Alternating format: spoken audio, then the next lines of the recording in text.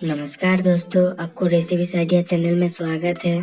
दोस्तों, वीडियो में दिखने वाले 4 लोग साइकिल से जंगल में जाकर क्या करने वाले हैं।